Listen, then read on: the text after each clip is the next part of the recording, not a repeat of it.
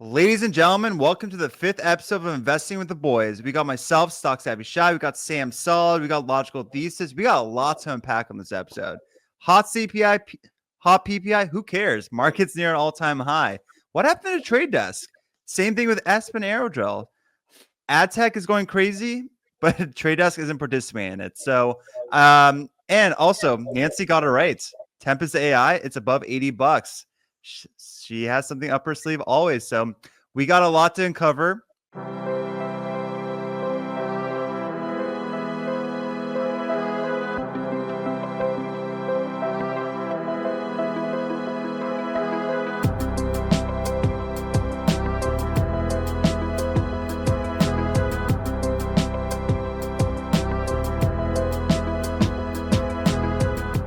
Before we do, we want to shout out our sponsor, Osprey Funds, for sponsoring our show. You can check them out at ospreyfunds.io. So, where do you guys want to get started? Should we talk big tech? Should we talk earnings, macro? I think we just start with markets and then we'll open up to the different earnings. But I think, ultimately CPI was the bigger story this week. For once, we didn't have a big tariff scare or DeepSeek scare over the weekend, which was really nice coming into Monday. And it feels like every time we get any sort of mention of tariff, the market just doesn't care anymore, which is great because they know they're sniffing it out that, Trump's kind of using it as a tool to have leverage versus other countries. So it's really nice because we're kind of losing some of that volatility that we really don't need in this market. But CPI came in hot, not great, right? You don't want to see that. But what I will say is that morning when we got the hot CPI, I was like bracing for more downside. So I took a couple shorts just to hedge my portfolio in case we saw a little bit more downside. I was down like 3% that day. It was a pretty bad day. And the downside was not coming. And the market was actually showing a lot of resilience and strength. And it kind of floated back up towards green for the day. And so I quickly noticed the strength and took off those hedges and just watched my portfolio basically go back to green, which was really nice. Then today we got hot PPI, which, hasn't really been the thing, but markets did not care. Green across the board, every single thing, which kind of is signaling that is the market over the inflation story? I think the market is more concerned right now about a slowing economy. Like we can have a little bit of inflation if it means that it's not like the worst possible inflation. We're potentially like at a peak or something like that, or we're kind of floating around these areas. Like 3% is definitely not 2%, but it's not like 5 or 6%. It's not like the end of the world. You have unemployment at 4%, really low. So as long as, economy is strong, having a little bit of inflation and go along with it is a lot better than having a weak economy. So the market's like that. Market equities are, holding up pretty nicely. And ultimately stocks are a great hedge against inflation because if there's inflation in the economy, then you got to think about that's like input costs going up for these companies. And what do companies do best? They pass those input costs on to the customer and they're able to maintain their margins. So the best hedge against inflation is to actually be owning equities. Sam, what's your thoughts? No, I mean, I agree. I mean, the same thing happened with COVID, right? They're pumping that much stimulus into the economy. It was like trillion dollar bills being passed, multi-trillion dollar bills being passed. I'm sorry, not $1 trillion bills. $1 trillion bills like 2008. Yeah, now we're like $5 trillion bills being passed in like 2000. And honestly, you're right. There was that whole talk where gold is the hedge against inflation, but that definitely got killed during the first round of inflation during COVID. This round, maybe not so much. Gold is just going ballistic right now, almost at 3,000. I was actually kind of surprised about that, but and that gold is just nonstop buying. And I think I think as far as gold being risk off, like that was the argument in the beginning, but that was like 1,000. That was 50% ago with gold, and then now we're sitting over here at 3,000 with gold, and stocks are at all-time highs again. In fact, today we're recording on Thursday, February 13, and the S&P 500 almost hit a new all-time high today. It didn't even hit a new all-time high intraday, but it was like just 3 points shy. SPX was 3 points shy of hitting an all-time high at the close. And like, it's just, like you're saying, we had the tariff scare. We did have a tariff scare on Friday, but then it just like totally recovered before Monday and it gapped up at Monday. So like everyone's kind of bracing themselves for the weekend. Friday kind of sold off a little bit. And then Monday, like we completely gapped up. And then, yeah, we had CPI yesterday, which is Wednesday, February 12th. And that was a January CPI. And, I looked at those numbers. I looked at the report. I enjoyed looking at that boring stuff. And it really looked like, housing was decelerating quite a good amount. And in my opinion, housing is like 30% of CPI. So the fact that that was coming down pretty handsomely, that just goes to show like inflation is not really going to be as sticky as people expected to stick. I mean, like, obviously, eggs are very expensive. So like, like people like yourself, Logical, you're buying eggs left and right. This is nothing you chump change, but the average consumer like me, that's expensive. Like, okay, I'm just kidding around, but let's be honest. Eggs are ridiculously expensive right now. And that's if you can find them, right? So I don't know where you all live, but in LA, you guys know what I'm talking about. Costco never has eggs available. And that's like the place to buy eggs. But Is that because yeah. of bird flu though, right? I mean, like that's like an exogenous shock to the system. I want to hand this over to Shai, but really quickly, Yeah, I just want to make one comment. What's really interesting about the CPI, PPI being hot is that you expect the 10-year to actually be up, and today the 10-year was down, and TLT was up. That is so weird. That is like the opposite of what you expect. And so a lot of these rate interest sensitive sectors, these lenders, the rocket companies, any of these biotechs, which my portfolio is heavily invested in, like they were actually very green on the day. Software, long duration assets, very green on the day. yeah. It's just a weird change of character when we're not seeing bonds tank on high inflation. And I read like interesting take on that, which was some of the components that were really hot in the PPI today, the ones that show up in the PCE, which is like the Fed's preferred inflation measure, is actually going to show up as kind of like a lighter PCE. It's not going to affect the PCE as much. That's kind of what the indication was. So potentially, maybe that's what it is. It's kind of forward looking. Last comment. Also, the dollar was weaker today, made a lower high, lower low. Maybe we're ready to see that thing roll over. But I don't know if Sam, you're going to say another comment, but I do want to get to Shai. Yeah, no, I was just gonna add like a quick comment in there. I mean, this October 2022, that was like one of the worst inflation reports we had, and the market ended up higher and rates fell that day. And it was for that very reason, because the market thinks that inflation topped during that time. And I think it's in the same scenario again, because the core PCE, the one that the Fed looks at, a lot of it has to do with shelter, and shelter has been coming down dramatically and confirmed that deceleration in shelter inflation, which is a large contributor to inflation. So the market is front running it by assuming inflation is going to come down and the Fed will continue cutting rates. So like that's all I want to add in there. Go ahead, Shai. I mean, you guys brought up a great point. I do think that the dollar is what's really bringing controlling the market right now. Yep. Whatever happens to the dollar goes lower, markets go up. And you saw it in the earnings this most recent cycle. Like everyone's Q1 guys were FX related, essentially. Like it was just a currency headwind. And I also do believe that was part A. Part B of the week, guys, were tariffs. Like if you're C-suite at a major company, like are you going to be more aggressive or more conservative on your guidance when you just don't know what Trump's going to do in his high stakes poker game? Like that's a real fear, especially for his multinational corporations that are essentially big tech. And I also do think that these CPI and PPI prints, like we're getting more and more evidence. Like if they're not so dramatically high, it's okay, because we have one of the biggest deflationary events that are going to occur in the next decade. Agentic AI, like AI agents, AI in general, will be stupid disinflationary. It's going to be so rapid. It's going to reduce a lot of headcount. It's just going to create a wide gap between the rich and poor. Capitalism is going to even more brutal. So knowing, I don't know if that's the reason for it, but I think potentially in the future, like AI is going to make inflation look like a thing of the past. Like it's not going to be a real thing. And also I am a little caught off guard with how resilient the market is. Big tech earnings, very meh. We have a high stakes poker game right now with Trump and essentially the whole world. Nobody cares.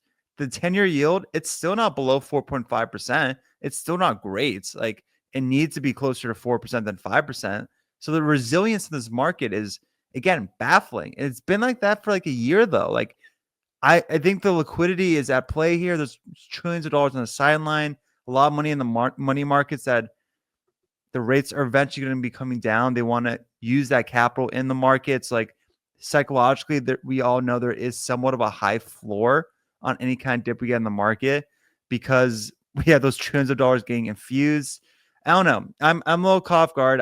The SPY and QQQ being up like 5% already this year. I'm part of the camp. I don't think it's going to be. It is. I think it's like 4 or 5% right now. Yeah, 4.3 at least on the SPY, I think. I don't even So, like, notice that, man. It's crazy though. I don't think this year is going to be like more than 10 to 12% like year for the markets, but like I'm clearly like wrong. And this is why, like, I don't think any of us are macro investors. If you were, I think you'd be tilted for the past couple of years if you were a macro investor, because outside the stock market, it's an absolute mess. And there's no incentive to invest in the market at all. If you think all the geopolitical tension, there's a freaking war still in Eastern Europe. There's like a major war still. Nobody knows. Taiwan might get disrupted by China. East versus West, AR arms race. Everything that's happening in Gaza. Like, there's just so much tension right now that you would never assume that the market's up 60 to 70% in the past like 2 years, the tech market. So I think we're fortunate that we use macro as a tool in our investing decision, but it's not the end all be all, because if it was, like, I wouldn't feel comfortable with having a lot of cash in the market right now. I mean, logical. What do you think? Like, how do you use macro investing? Do you just use it as a tool for your small cap investing? Because it is, like, for you specifically, the rates are really important, and rates are somewhat of a read through on macro because the 10-year yield and strong dollar.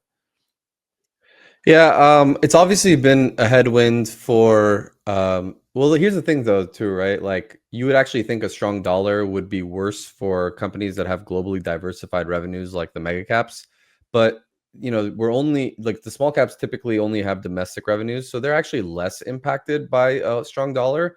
That said, obviously the higher rates, when you think about small caps as a sector, I think about like 50% of them have like floating rate debt, and it's really expensive when rates are high. So, obviously from an interest debt perspective, at debt on the interest that they're paying, it's really expensive. It's going to hurt their income statement. But as that comes lower, they'll be paying lower interest. They'll be having higher earnings. So it's obviously good for the small caps as a sector. But as you very well know, there have been a lot of small caps on fire, and we are all individual stock pickers. So if you've been a stock picker and you've been picking good businesses, it's been overall pretty good. And so I don't really have too many complaints. I don't like, besides a couple trades here and there, I don't really plan on getting long the IWM. It's a horrible investment vehicle. So I don't really need to be long small caps as a whole. But I think, if you're picking the right stocks, what it really comes down to is forget macro.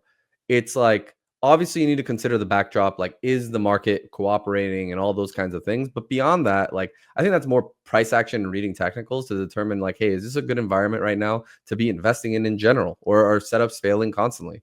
I think right now things are cooperating, things are resilient, so that's good.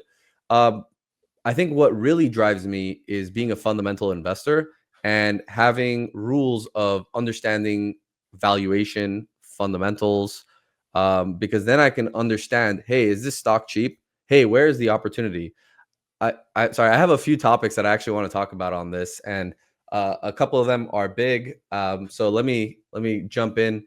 One of them is actually Amazon, and we talk about mega cap tech earnings, and I know, Shai, you've been talking about it. Realistically, you feel that this isn't the year to be in mega cap tech. I agree with you. It's an investment cycle. Like, their earnings are going to be suppressed. They're reinvesting for growth down the line. We really don't know what that revenue ROI is going to look like. And so, I said on the last episode, hey, man, I don't even like read Amazon earnings. And it was last week. And then I was like, maybe that's pretty silly for my largest position. Maybe I should go read it. And so I read the earnings, and I exited the position as soon as I read it, because I'm a valuation guy. And while I can see the long-term thesis, I'm also more of a swing trader. And right now I feel like there's a lot of opportunity in this market to rotate into smaller and mid caps, where there's a lot more value and there's a lot more growth. So when I looked at the valuation for Amazon, they're growing 10% on the top line. They're growing 20% on the bottom line, which is very good at that scale. Can they keep that up at that scale? It's a good question, especially when they've already begun to see all of that EPS, like, as they lap those quarters that they had a lot of CapEx investments. now we're starting to lap that. Now the comps are tougher. So, and they're at huge scale. I mean, if you annualize that Q4 revenue, which you shouldn't because Q4 is their biggest consumer quarter, it would be $750 billion revenue run rate. I mean, to see that grow 10% is a tall order, one. Two, if they're growing 20% on the bottom line with that 10% growth, that's great. Again, if the top line comes in a little lighter, bottom line is going to come in a lot lighter. And then you think, well, what's the valuation on this business? Let's forget for a second that they're doing a lot of CapEx investments, which is hindering their free cash flow right now. Let's just go based off the income statement, which is showing you your EPS, your earnings, right? That's not taking into account any of the growth CapEx they're spending right now, at least on the income statement side. Obviously, R&D is part of that, but we're talking about specifically building out data centers and that 100 bill CapEx they're talking about. So if we just go based off the earnings estimate, they're trading at 30 times earnings. So, 20% bottom line grower, maybe moving forward, given that they're now at this level of scale and they have tougher comps for 30 PE. The risk reward at 230, 240 is not the same risk reward at 140, 170 because, law of large numbers is going to get you. So that's how I determine opportunities in the market. I don't think like so much on a macro basis. I actually look at specific individual companies and I say, look at this sector. I mean, we talked about Microsoft. Who wants to own Microsoft at 40 times earnings? Like maybe there's something there, but there's so many other companies that are trading at like 10, 20 times. And I'll get you guys comments on this, but I mean, we can jump right into the trade desk right after because that's a great example of valuation matters. But you guys have any thoughts on Amazon before we move on? I do want to ask you this question, Logical. Sure. Let's just say I know of a company that is making $120 billion a year, growing the top line 20% with 37% operating margins. So rule 40 score of 57, 120 bill a year. What multiple would you put on that name? Sorry, say the exact numbers again.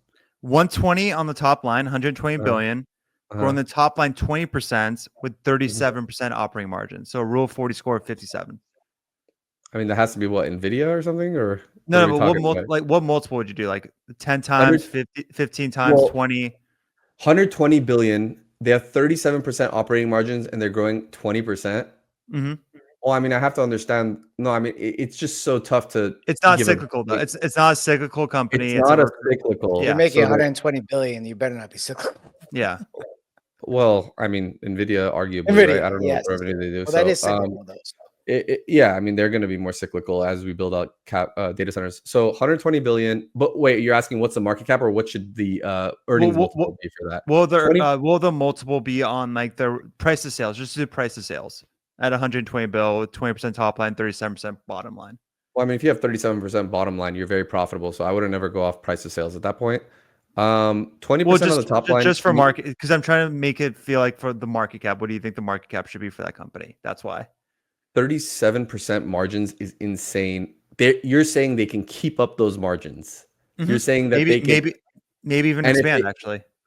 Okay, and if they're doing 20% on the top line, does that mean that they're doing like 40% on the bottom line? Essentially, yeah. I mean, that's probably like at least 40 times earnings. I don't know, just because that scale's really big. So I'd imagine that law of large numbers probably comes up. At least 40 times earnings, maybe 50. So that business as described, that's AWS. Yeah. So where does that put that at though? 2 trillion. So where are we at right now? 2.4 the company alone. So essentially you're getting the e-commerce side of the business for 400 million, which is ridiculously cheap. Logistics network that Amazon has, which is unmatched globally, and quietly leading logistics robotics for the next decade that hasn't even come into play yet on their fundamentals for the e-commerce. So that's what I'm trying to say. Like, I think that's why the valuation here is so cheap, because AWS is on fire. Compute's only going to get started. E-commerce business, we all know that everyone in the world has Prime.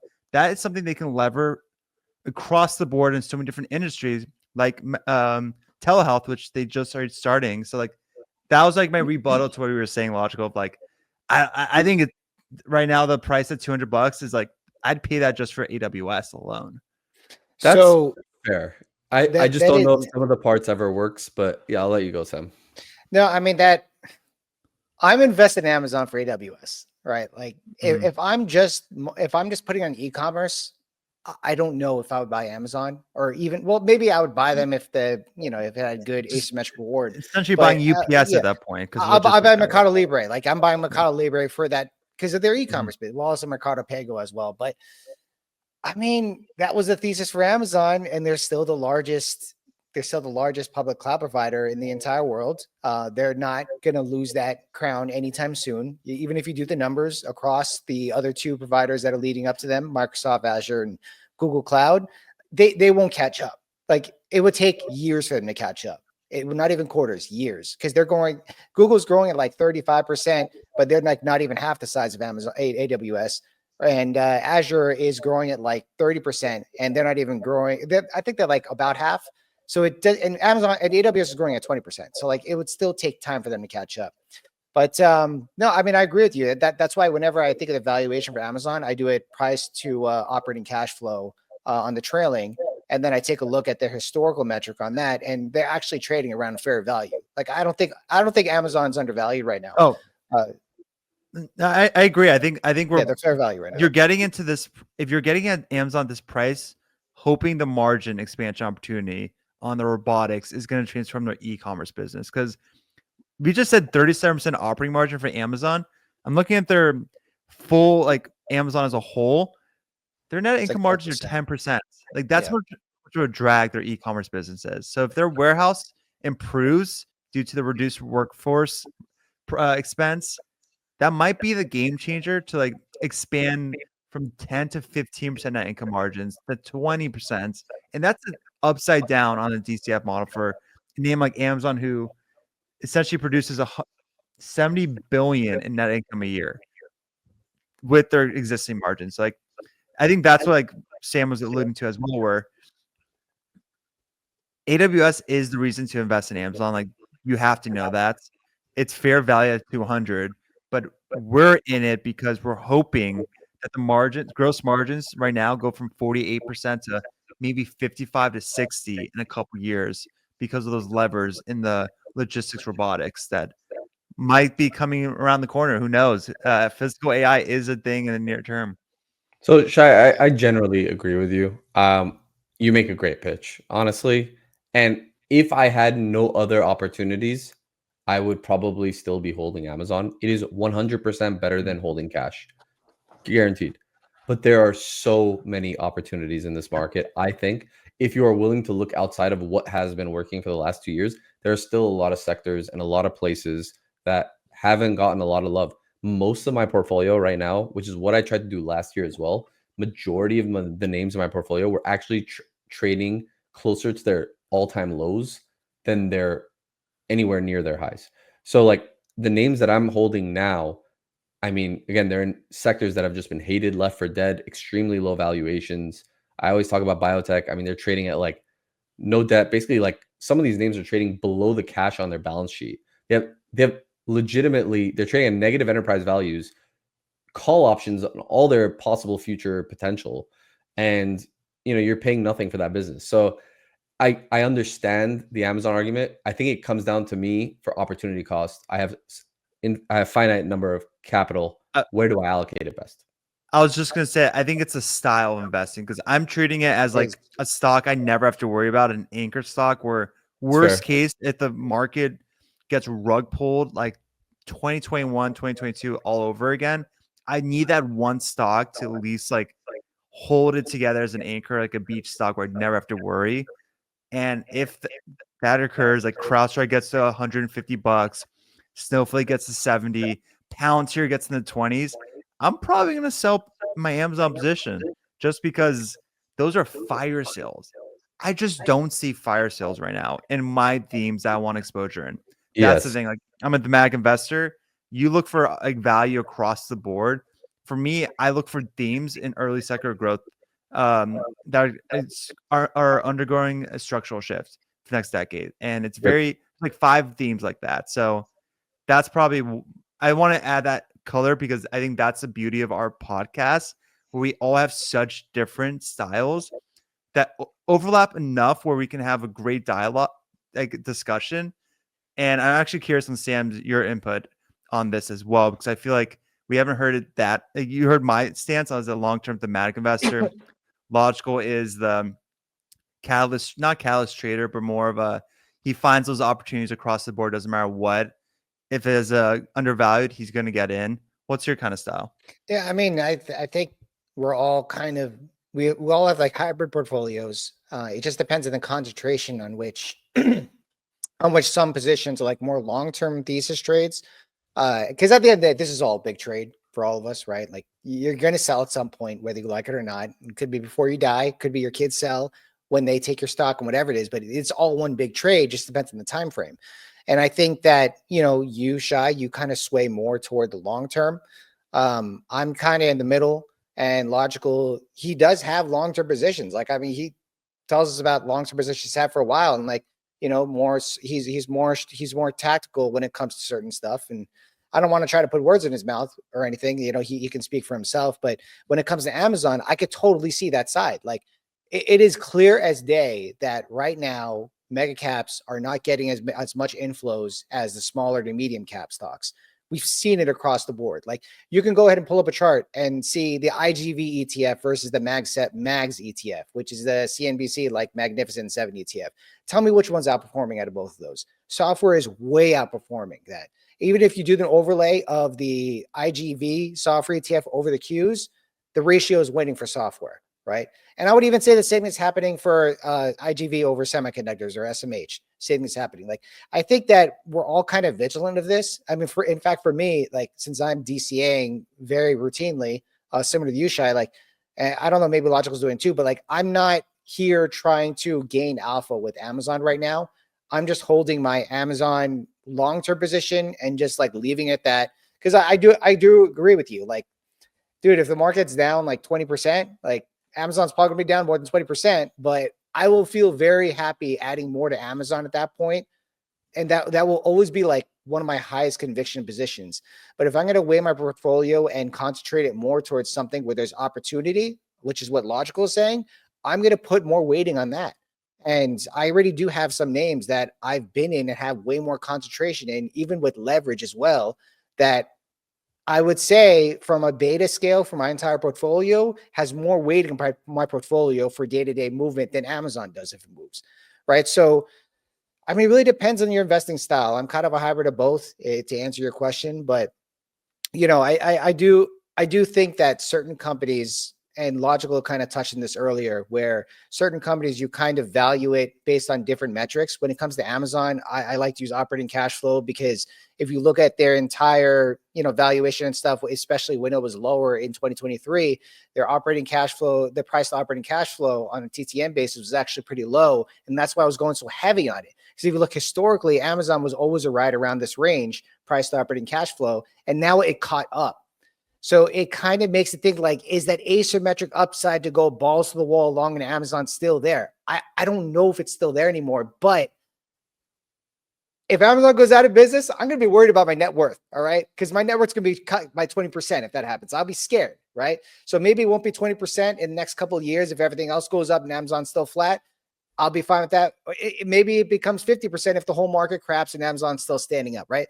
The point is just that it really depends on your conviction. It depends on your time frame and so on. But I don't want to go on a tangent. I feel like we've been talking about Amazon for like the last 3 weeks, but there's so much to talk about when you're talking about the fourth largest company in the entire world. Is it the fourth largest company in the entire world? Fifth. Close enough. I was going to say though, like, again, for me, it really comes down to, look, we are in a bull market, clear as day, and we want to make the most of this bull market. I mean, there have been people who have been absolutely crushing it. They've held a lot of these names that have gone parabolic.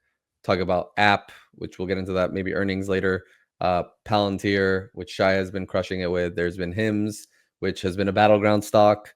You know, it's crazy. I personally am not going to be the person to hold these things. I was talking about how Rocket Lab the other day, like I held it from 4 to 11. Great trade. Went to 33 without me. It is what it is. Tempest AI went from 30 to 70, got out of that trade. It's at 84 a couple days later. I'm just not the kind of person that can hold something if I don't personally feel like there's enough value. The pitch for Tempest AI at $30. The pitch for Rocket Lab at $4, great. At like $70 and $11 respectively, the fundamental valuation is not good enough for me to feel that there's a margin of safety there. The thesis is over for me. And then I start looking for the next place to find value. And yes, it screws me because I end up leaving early in a situation where obviously there's more upside. Valuation takes a back seat, as Shai loves to say. And I miss out on some of those really, really big wins. But what I will tell you is that many times on some of these high growth names, I also avoid disaster, like Aspen Aerogels. I definitely want to jump into that at some point, and I mean we could just jump into it now. But before I do, like my thought is, there's a lot of stocks right now that are trading so cheap, and it is not hard for me to justify putting 30% of my portfolio or more in biotech, or 35% of my portfolio in ex-US. Like I've talked about China, that trade has been working out so well. I mean, like Baba's up like 44%. I feel like a fool. I didn't long Baba, but I'm up like 20% on KWeb, which is the freaking QQQ in like a month and a half year to date. That's crazy.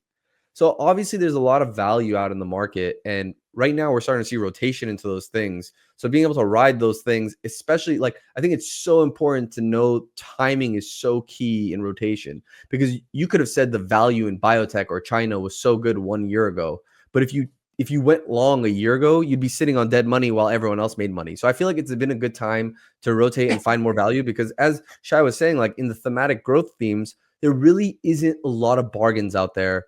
And, you know, real quick, since I have the story on Aspen Aerogels, I'll say that, and then we can jump into TTD, AppLovin, and the ad tech stuff. But real quick on the Aspen Aerogel stuff, it's a stock that I really liked.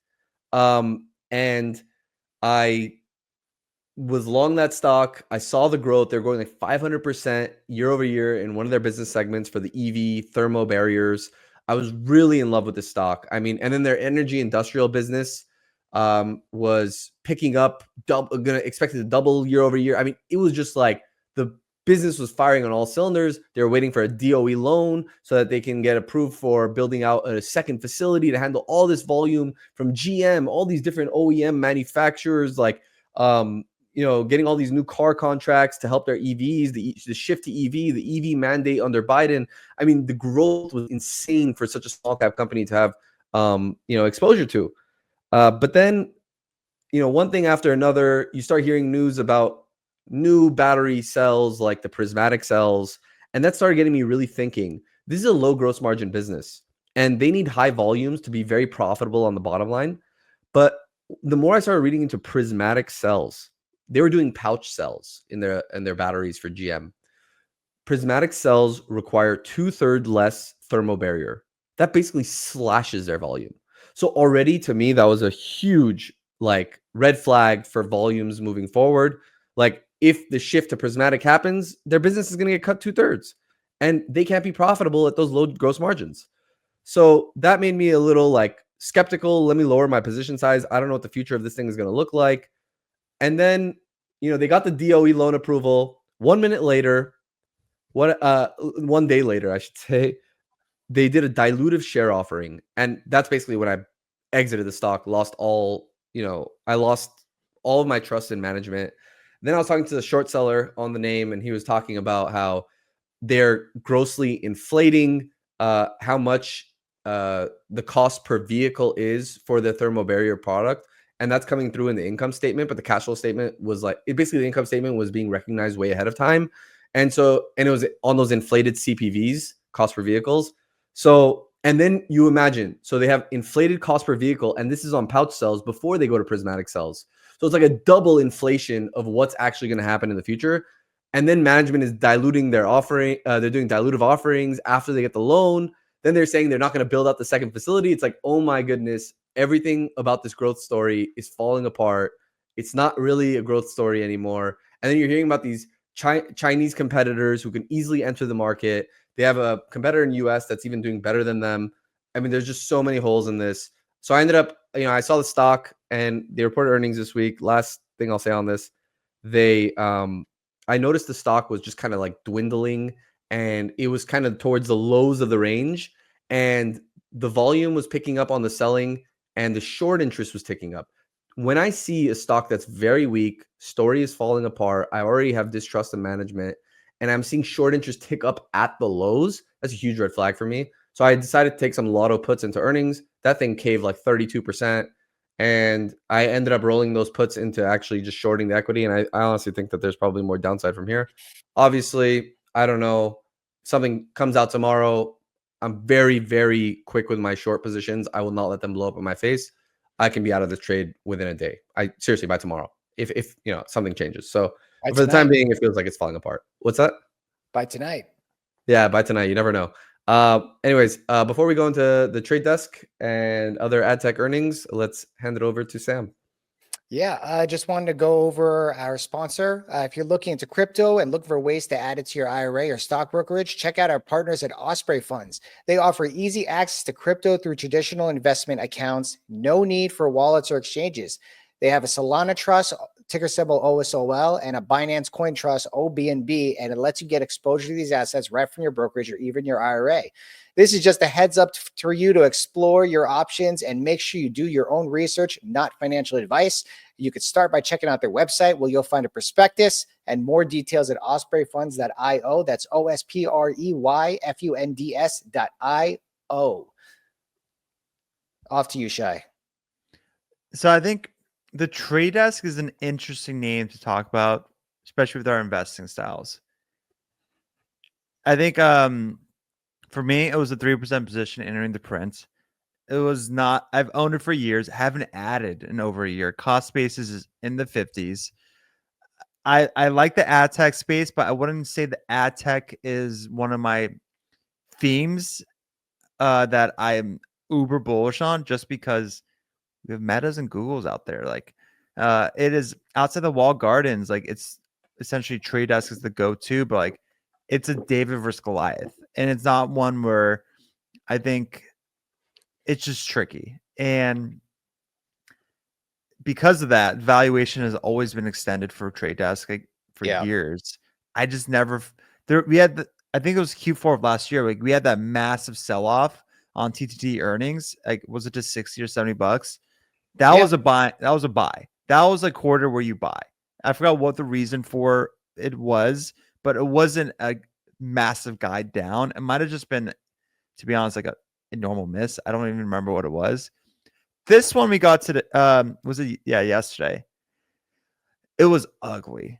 And this wasn't one of those earnings of just a miss and it's down, it's gapping down due to valuation. I think there's something underlying like that's happening behind the scenes that we're not aware of. And it's by design.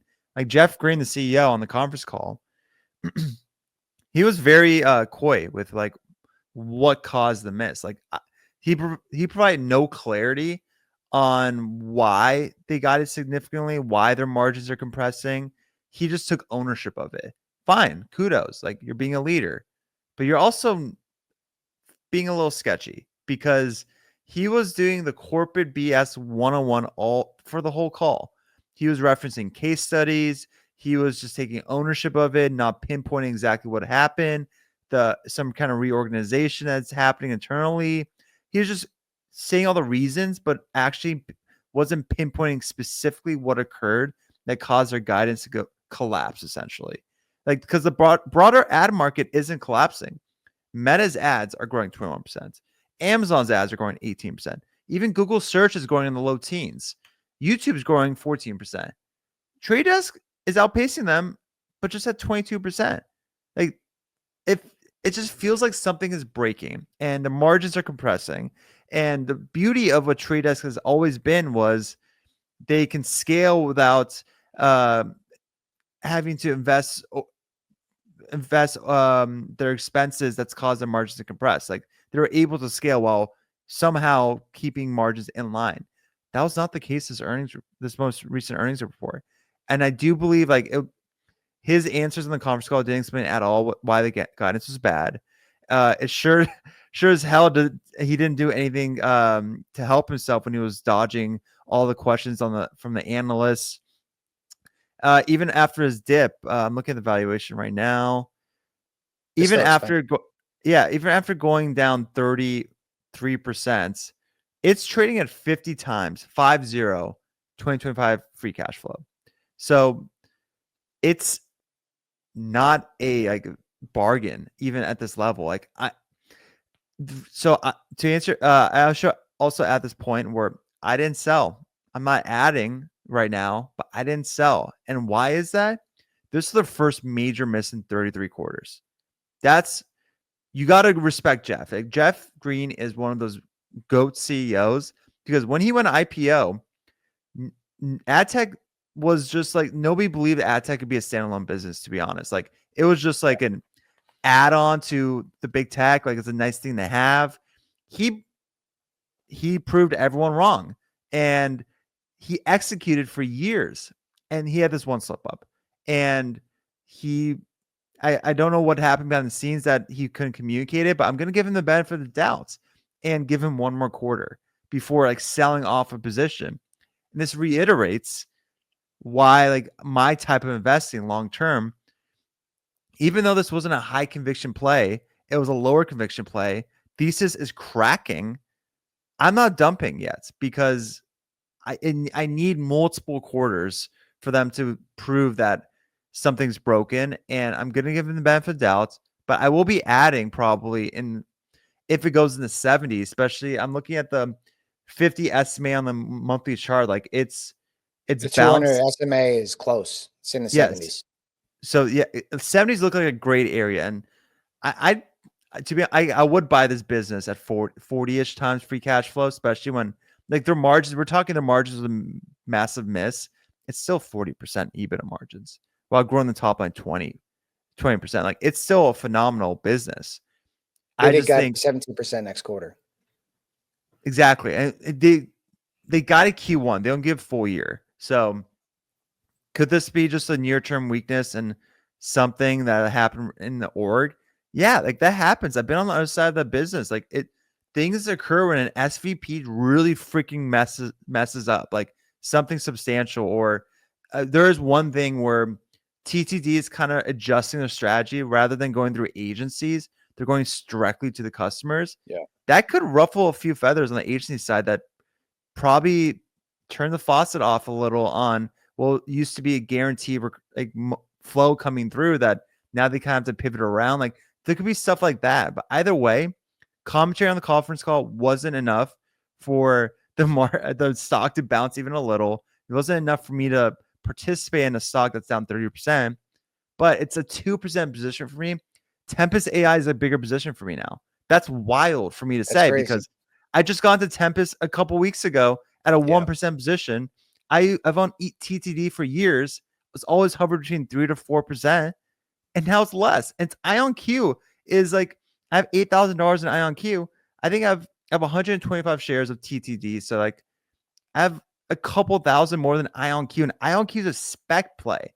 So now TTD is kind of entering the spec area of my portfolio, and they don't belong there. So this is why I'm going to give him the benefit of the doubt, probably build my position up.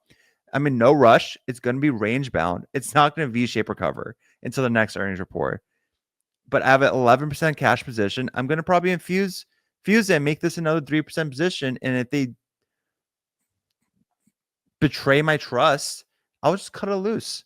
I don't know. Sam, what's your thoughts on TTD? It's so funny. You have like such like a tight relationship with your positions. Like they betrayed my trust. It's like, dude, Jeff. It's a relationship. It's a romance. It's a romance. He's gonna wake up one day and he's gonna go outside and get his freaking newspaper because maybe he's old school like that. I don't know. And you're gonna be standing like, "Why'd you do that to me, Jeff? Why'd you do that to me?" He's gonna be like, "Who are? Hey, I saw you on Fox Business, man." So, anyways. Like to go off your point before you go to go off your point, Wall Lead is like a couple months away from me doing that to him. So continue, Sam. Oh, there you go. So I mean, we'll see what happens with that one. That's going to be a very interesting one when that comes up. But I mean, I've been in Trade Desk not as long as you have, probably a little bit over a year now. But I've been studying this company for years. I've been following it. I've done trades on it and so on. But like I remember trading this company when it was in the 300s. Pre-split, like that would be basically when it was trading like around 10 or $20 at post-split, right? And this was always a company I really wanted to get into. And I took that opportunity when it had that drop pre-market on that Q4 2023 earnings. And that was mostly attributed to a wide miss on their net income or the EPS. And yeah, the stock dropped like 25, 30% during the day, but pre-market and after hours, it was in the low 50s. I bought heavy after hours when that happened. I even bought calls, and did everything. I made a good profit on that. And I started trimming when I get in the hundreds and stuff. But like, honestly, even after those small trims, maybe I was a little bit late in the movement because I was just looking at the market. I didn't, everyone kind of looks back as like, I could have done this. I could have done this. Like, I should have probably trimmed a lot more than I did.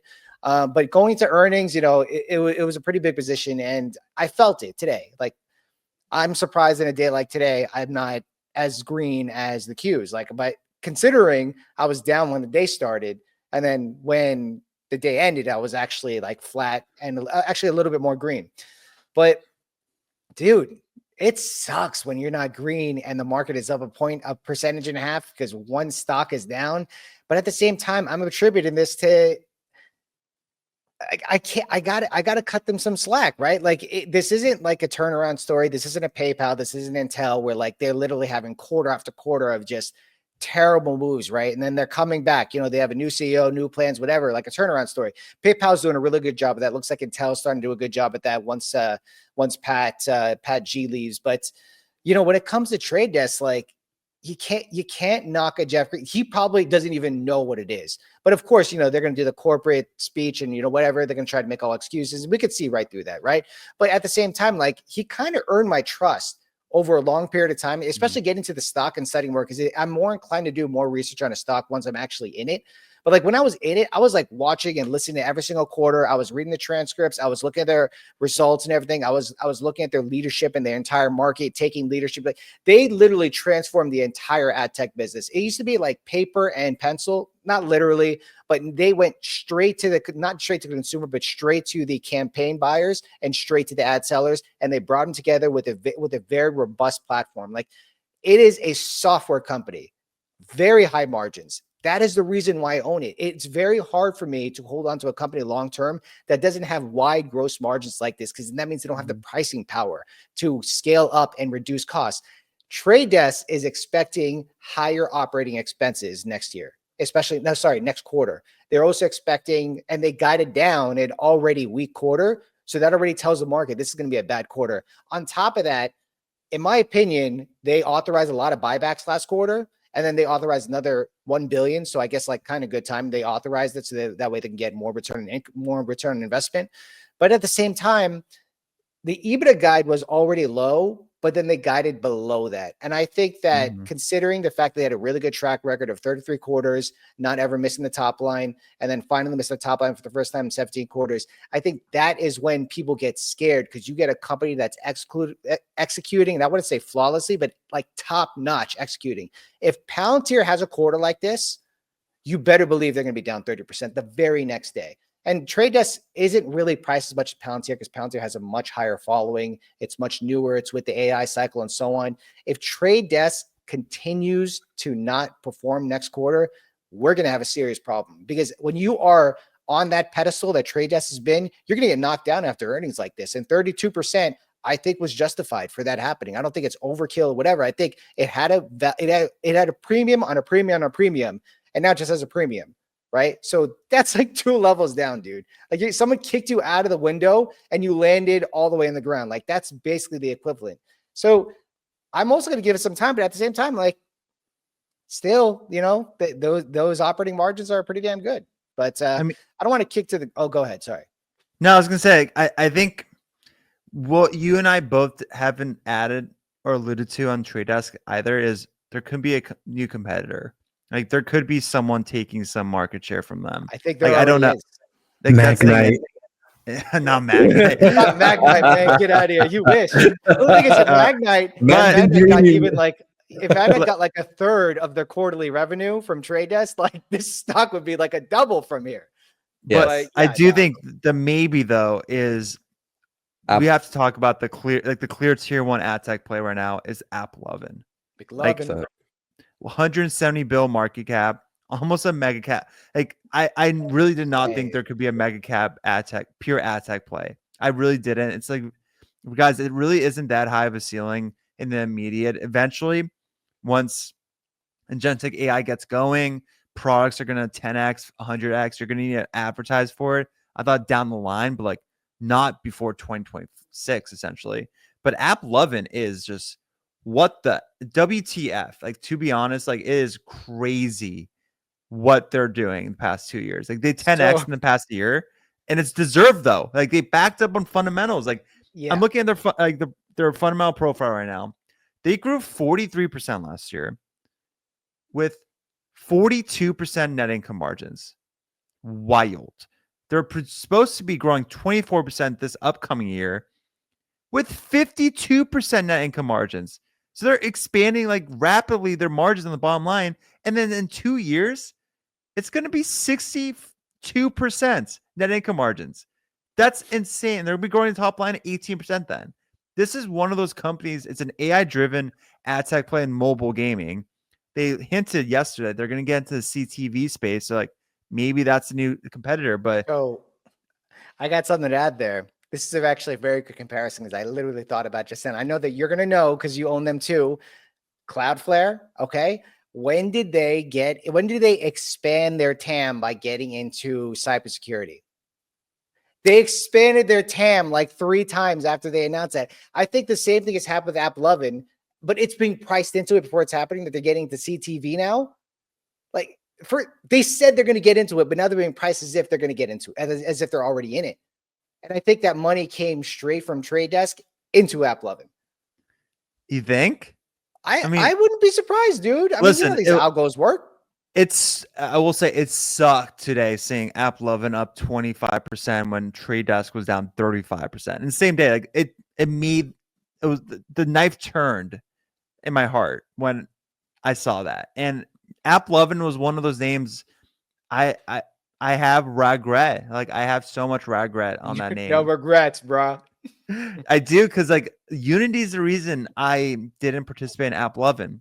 I felt it was duplicative on the mobile gaming space for ads, and I was like, they don't have the gaming engine on Unity has. So like Unity has a much higher ceiling above their tech. It's applicable across so many different industries, and they have an ad tech play. So like I think that TAM is massive. I'm gonna go on Unity. What a freaking schmuck this guy is! Huge schmuck. Shai, you know, I always talk about diversification because people always tell me about concentration. That's how you make the real bucks. But diversification is a good hedge against myself being stupid. That's just how I look at it. Like, I'm never going to be right all the time. And so at least if I'm wrong, it feels a little bit less worse. Like ASPN Aerogels, I was long it. Like, it was my biggest position at one point, and it never exceeded like 10%. Because, and then, you know, so if I ever saw a drawdown, it never felt that bad. But spreading the love helps you capture a lot more until you can see like the bigger winner. Imagine you had instead like had AppLovin and Unity as like similar sized positions as a basket, and then over time, whichever one executed, you could have just switched to that one. That's exactly what I did with Pubmatic and Magnite. Pubmatic was not performing. I had an equal basket with both, and I just saw Magnite taking off in CTV, and I said, you know what? Pubmatic does not have the CTV stuff. I'm going with Magnite. So I do wish I could do that, but like Sam said before, it sounds like I'm in a relationship with my holdings. Like, I feel betrayed. It's a love. Like, I have emotions with them because I spend days, not days. I spend like months, to be honest, like researching a company, like, and I gain that conviction. I know it inside out. If I had a bucketing approach, it would be really difficult for me to kind of have that conviction. Like, I need high level of conviction to initiate a position, and I feel like your way makes more sense, to be honest, because especially in these like early sector growth themes, nobody really knows what these companies are going to transform into. Like, they could have a moat one day and be obsolete in a couple years. Like, you don't know. Shai, So I do envy that. Can I give you a quote that I just came up with in my head right now? I think conviction is overrated. Straight up. What? I don't. Yes, I think do conviction you think is overrated. do you think moats are overrated? Yes, I do. And That's the beauty of a different investing two styles. Yeah, I actually, well, also I Yeah, focus on different small versus caps styles. where there are real no moats. We're just buying businesses that are at good valuations. I don't really need a moat to do okay. I Rock think Lab like, had a moat though, and you see small cap though. yeah, and I like that. It's not, I didn't buy it because of that. I bought it because the chart looked good, to be very honest with you. Like we can't even have this argument or this debate. Like it's just No. But completely what different I'm trying to trading say is, styles. look. What I will say is like avoid low conviction names, but I don't think you need to have the highest. Like it doesn't need to be like you don't need to. I think my problem with high conviction is that I end up sizing the position bigger because I have higher conviction, and that ends up screwing me down the line if I end up being wrong and the losses end up hurting more. Every time I have high conviction, I end up sizing it bigger, and every new fact that I read, any article I find, I'm just having this confirmation bias to continue increasing my conviction in this name. Yeah. That's very interesting though, because the reason I want high convictions, if it does dip 30%, I will be happy to add more. I think that's why we're like, for you, it feels like charge broken, something thesis breaking, next opportunity. For me, like to get in a position, if it goes down 30 or 40%, like I want to feel comfortable where I'll add and smile while adding. Well, yeah, I mean, it does come down to, is this thing down because it's down? Like, what's the reason for it being down? Like, if I saw the trade desk quarter like that and had a premium valuation, I personally might have been out. But like, for instance, today, Magnite was down 15, 16%. I'm assuming because of this whole the trade desk It was? debacle. Yes. And I bought the dip Wow. because I know what I own. And I'm like, dude, you're going to give me this dip because the trade desk missed? I'm like, this is not even a similar business because it is, but not the stock. So the businesses are similar, but the stocks are different. One has a very premium valuation, one doesn't. And we were talking about this earlier on our spaces yesterday, where it's like, a small inflow from like a Netflix deal to the trade desk is going to be kind of like the icing on the cake. For the Magnite, it could be the entire cake. So when you're talking about a small company getting a big inflow of revenue, that's enough to move the needle. It might not be enough for the trade desk and with that premium valuation. So the stocks are very different going into like what's to come next. I am still feeling a little cautious after seeing the trade desk print going into Magnite earnings, but you're going to drop that stock 15%. I'm very glad I bought the dip. It basically recovered back to minus 4%. So I still have conviction in my holdings. Don't get me wrong. I'm not saying don't have conviction. I just think like having high conviction ends up screwing me personally more than it helps me. Well, Yeah. I mean, the go difference ahead, is man. like, no, Magnite's trading at 19 times free cash flow. Trade Desk was trading at 60, and that's the Yes, difference. that's So exactly Trade it. Desk is a much more mature company. I think that's the Correct. thing. Like But that's it's a even safer worse. company. That's even worse, right? no, Because it's not. It's not worse because when you're trade, that means that your income is less volatile if that happens. Mhm. so what happened on the It's less print then? prone to volatility. No, Well, but obviously, what happened in the print, I'm just that's very different from the fundamentals of a company. Because if you take a chart of Trade Desk's free cash flow, the thing is just up and to the right the whole way. And I'm sure Magnite is the same way, but there's a much less probability for Trade Desk to go out of business in a couple of years versus Magnite.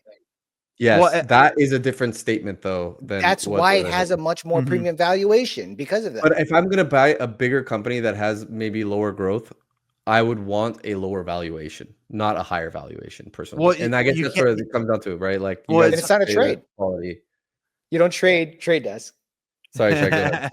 No, I do was it. gonna say, because like, I mean, Trade Desk is supposed to be this Q1's a little worrisome, but a consistent 20% CAGR for the next 5 years. Like that's what they're supposed to be, and they're supposed to have an EBITDA margin of 45%. Or just say operating margins, because I know Sam loves that as well. 32%. So like they're gonna have a Rule of 40 score of 50 plus for the next half decade. That's a premium valuation. Where like Magnite is cheap, growing the top line 10%. I think their margins are probably in the teens. It deserves. It's like it's fair-ish a little. It just comes down to, again, you guys think margin of safety is the quality. I think Mhm. margin of safety is the valuation. That's the Yeah. difference in what we say.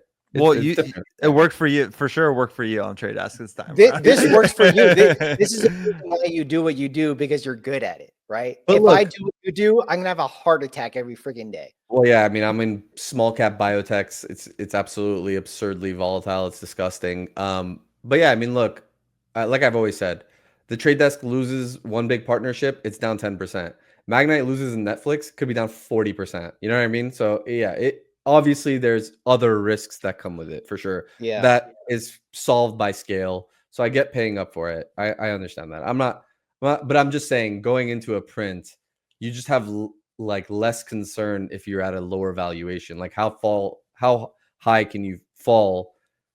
I don't know. I guess every situation is different. What's cheaper can always get cheaper too. So you need to perform regardless, right? Like, I mean, yeah, I don't know. I don't want to get too Just deep in the weeds on that. last question, real quick. This is for Go Shy. for it. And I want to know, let's say you're a researching company like Magnite, right? Would you, and you wanted to go long it, right? Or let's say, would you go long Magnite? And if you did, would you buy here?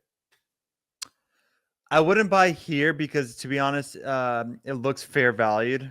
Let's just say 20 times free cash flow. Top line's growing 10% with. It's actually undervalued. It's 24% free cash flow margin, so like it should be growing, trading at 30 times. So it is actually 40 to 50% undervalued, in my opinion. That's just based on fundamentals. Thematic wise, they won't be a platform like a trade desk. Like they just won't, because TTD is going to eventually offer a solution that's they already do, but it's going to only gain momentum. A solution very comparable to Magnite. Magnite is going to be acquired by someone. They're not going to be able to survive. That's the thing. The acquisition. 100%. That's the thing about it. But like some crazy returns if that happened. Yeah. But like Magnite's probably gonna, to be honest, like it's gonna probably get sold for $35 to $40, like probably in a year or two. Like, just FYI, the CEO is an absolute beast. I think his name is Michael Barrett. I might be butchering that, but let me make sure before I tell the guy's name wrong. Yeah, Michael Barrett. I'm smart. Okay, cool. I'm pretty sure he's actually sold a couple ad businesses before, and I think one of them to Google, which turned into one of Google's major businesses in the ad world. So I forgot what it is. If it's yeah, they just don't have enough ammo to compete in this place. It's not a bad product. It's just like if TTD is a David versus Goliath on the walled gardens, Magnite is the troll in the cave that's undervalued and underappreciated. That just won't be able to compete. Like Magnite's just not going to be around in 5 years, and that's fine because you'll make your buck and you'll go into the next opportunity. That's the thing. But for me, I treat it mostly as cyclical, right? Like I honestly don't even want to be long.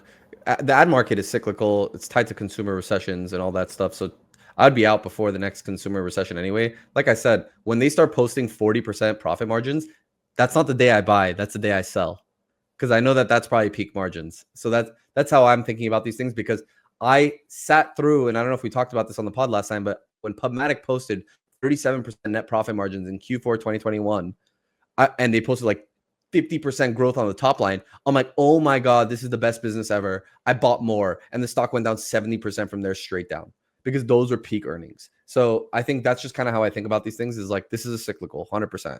So I don't plan to be long for long. Long for long. I like that. And if the thesis is over because he gets acquired, more capital back to another idea or whatever it is, cash return to shareholders. Love it. So anyways, I'll stop there. Yeah, no, we'll move on to. I do want to talk earnings for next week before we wrap up the show. But like for me, like let's just say, like I want to tie a bow on this. I probably add one, maybe two companies to my portfolio a year. It's rare. So like when I find a winner, like it's a trek for me to like do all the research I need to initiate a position. So like when I find a winner, it's working. I'd rather do that and like not worry about the cost basis, etc. of like getting in and stuff. Like build up. But what are you gonna say, Logical? Sorry, but I added two companies today. See, it's different styles. Like it's very different styles. Very different. I should probably send like holiday cards to the CEOs of the companies I own, because I want to have a long-term relationship with them. Bit much, dude. They're gonna like put you on that. Do not pick it. When you call them, it's gonna say "do not pick up" as your caller ID. Like they just know to avoid you. Jeff works in Ventura. It's like not that far from all of us. Like maybe I'll just go up. There you go. You're already digging yourself in a hole, Jeff. All right, let's talk earnings next week. Yeah. We have Monday off, President's Day, so we have a short nonsense, man. Market week. Not much is happening next week. Yeah, which makes me feel like there's gonna be something macro related. But Mercado Libre. I was gonna say we have a Latin America afternoon on Thursday. We got Yeah. Nubank, we got Mercado Libre, we got Rivian, who essentially is gonna prove that they can make a car without losing money. Tuesday after the bell, we have Arista Networks. That's an interesting name. We got Shift4, which is the first. They're having an investor day at the same day as the earnings call in Vegas, and this is the first, I think, earnings print without Jason Isaacman as the CEO. Curious on Jared. how that's going to go. Jared. Yeah. See, everybody forgot his Very name curious. because I didn't do the research yet on it. It's not my position. No, I mean, it's just I was a little iffy about that one because he's leaving. Jumia is actually reporting on Thursday morning. I was gonna say we have Jumia on Thursday morning. We have Unity Thursday. Oh god, we have Unity Thursday morning as well. All right, well Thursday morning will be busy for me. We got Alibaba Thursday morning. That'll be cool, Wednesday actually. morning we have Global E, and this is one name I think I'm glad it's like on a tear this year instead of 52-week high.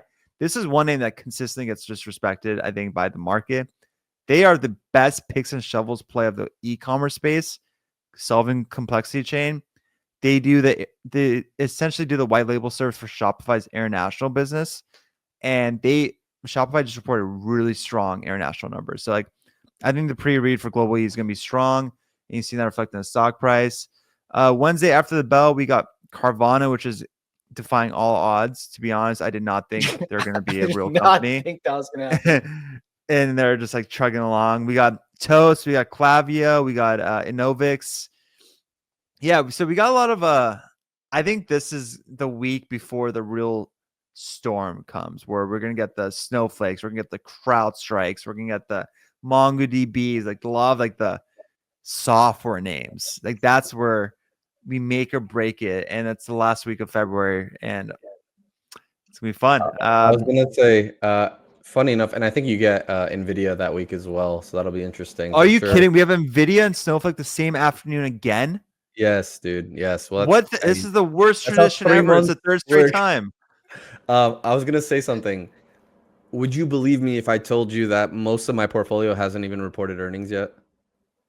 Well, They look at report in Vimeo. like the next I do couple- believe that. I would believe that. because I'm a small cap Yeah. guy. The small caps are like they're getting their shit together. They don't even have like filings ready. They don't have like a whole department to get this. They're hitting you So up. janky. They're asking you when they should report. That's what they're doing. No, you got Vimeo on Wednesday after close. Thank you for Vimeo, Amplitude, which are two software names in the small cap space, really reasonable valuations. I'm still a little scared because I have pretty big positions, may hedge into that, as well as CIB, which is that Colombian bank. And the following week is like you said, Snowflake, Magnites, and all that stuff. Hims and Her and Tempest AI are reporting the same afternoon, that Monday on the 24th. Okay. So that's gonna be an interesting afternoon. I don't have Tempest AI, but I will tell you what caught a bid today. PSNL. Keep an eye out on my little one. It's my Tempest AI baby. All health related companies. Let's caught go. a massive bid today from RFK, I think. Yes. We'll see. Oh, you would don't think don't even get me started on Hims and Her health. That's gonna be like we're gonna see you this guys doubted. Talk about it. You guys doubted me the whole time. No, it's still gonna hit the teens. It's still gonna be there. Fine. That's fine. Not a big fan. Watch, but anyways, that's all right. When Sam gets more kids, when Logical and I start a family and have kids, we're gonna look back in this episode and laugh that Hims and Her health was a $50 stock. It's gonna be very like Teladoc in 2021. Why it's gonna be $1,000 stock? No, I'm just kidding.